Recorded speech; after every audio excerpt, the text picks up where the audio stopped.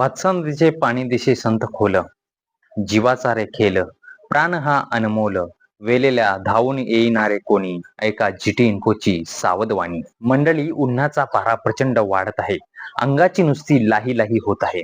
कुठेतरी मनाला शरीराला ओलावा मिळावा म्हणून अनेक जण, कोणी धरणावर, कोणी विहिरीवर, कोणी नदीवर, तर कोणी तलावावर आंघोळीसाठी जात आहात. तर मंडळी, हाच पाण्याचा मोह अत्यंत तुम्हाला धोकादायक ठरू शकतो. वरून नदीचे पाणी जरी तुम्हाला संत वाटत असेल तरी ते नदीचे पाणी खोल असू शकते. अनोळखी जागा आणि अंघोळ धुण्याचा पाण्याचा मोह.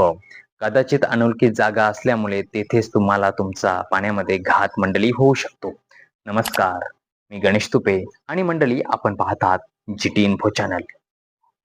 यापूर्वीही याच नदी पात्रामध्ये निष्पाप जीवांनी आपले प्राण गमावले आहेत.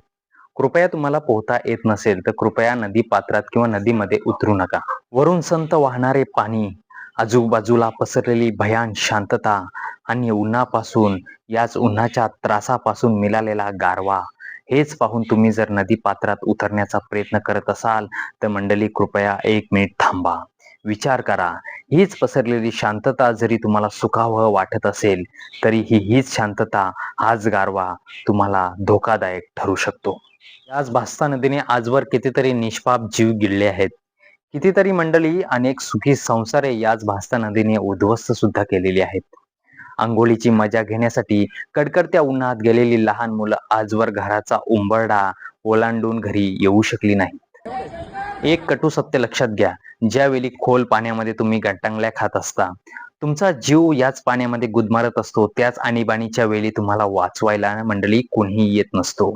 ज्यावेळी तुम्ही मदतीसाठी मारलेली हाक मंडळी त्याच पाण्यात विरून जाते.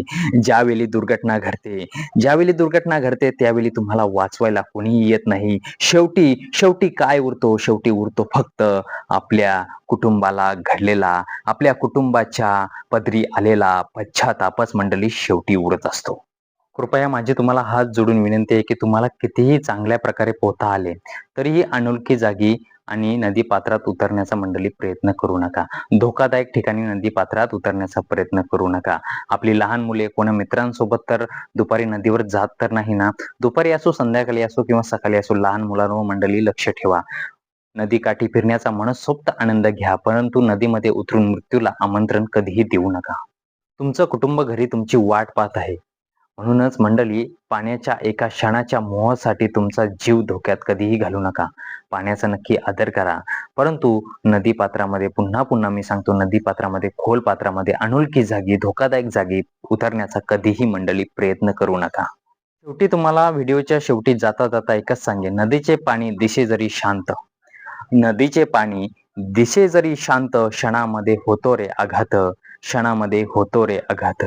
तर मंडळी, ही आजची व्हिडिओ तुम्हाला कशी वाटली हे कमेंट बॉक्समध्ये कमेंट करायला तर अजिबात विसरू नका. आणि हो, अशाच नवनवीन व्हिडिओ पाहण्यासाठी जीटी इन्फो चॅनलला सबस्क्राईब करायला अजिबात विसरू नका. चला तर मंडळी, आज घेऊया निरोप. जय हिंद, जय महाराष्ट्र. धन्यवाद.